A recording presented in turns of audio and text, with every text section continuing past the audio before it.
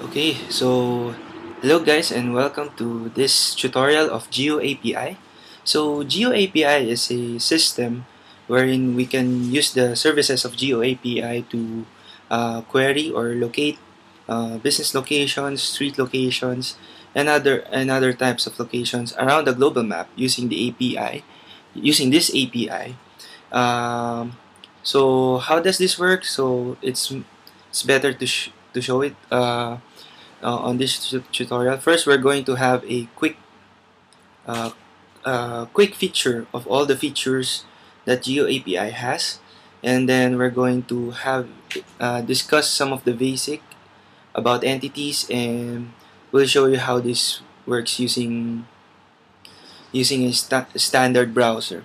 So, in a nutshell, it uses HTTP post and get methods, and because of that, it's very flexible to be included in your web application.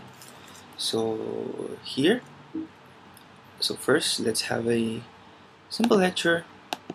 So this is the basic features of GeoAPI. So in GeoAPI, we can use latitude and longitude values and use it so we can look using this latitude and longitude values. We can have the address or the district or the address in which the coordinates is located.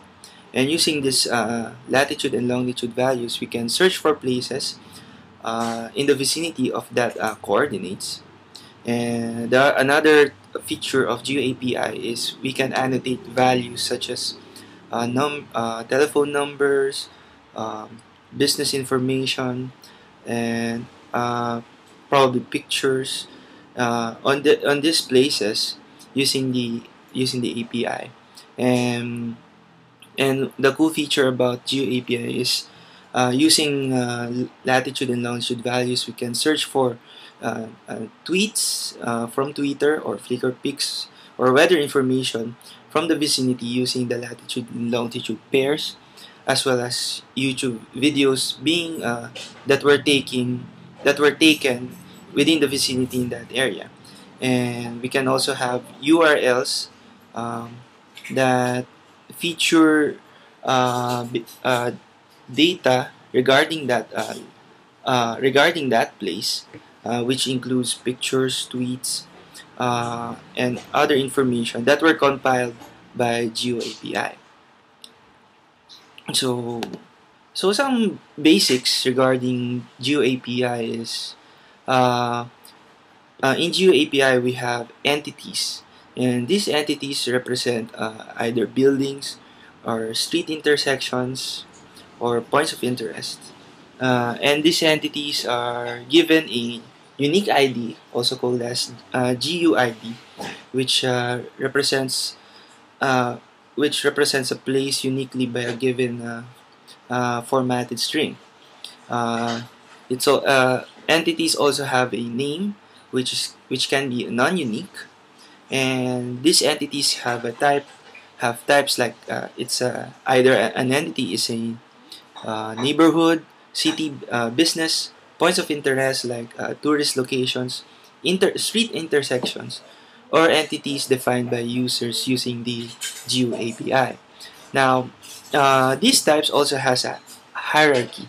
So, for example, um, uh, a given neighborhood entity has a parent entity which is a city, and a business entity has a parent entity which is a neighborhood entity, and so on and so forth. Later on, we're going to look at that, the parent entities. And each entity is given a short URL, which, as I mentioned earlier, is a simple display of data from geoapi.com. So to give an idea what how does a short URL looks like, here is a sample short URL for Cafe Valencia in San Francisco, California. So we have the name, um, the views that we have view for weather, for Twitter, for Flickr, for YouTube. This is the short URL like a bit.ly, and here we have the officers, features, um, and canonical URL, weather conditions, nearby tweets, and Flickr photos, YouTube videos associated with that place.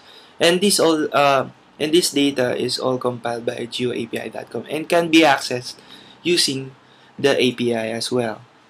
So that's it. For the next section, we're going to have a quick demo of how to get formatted data from the API.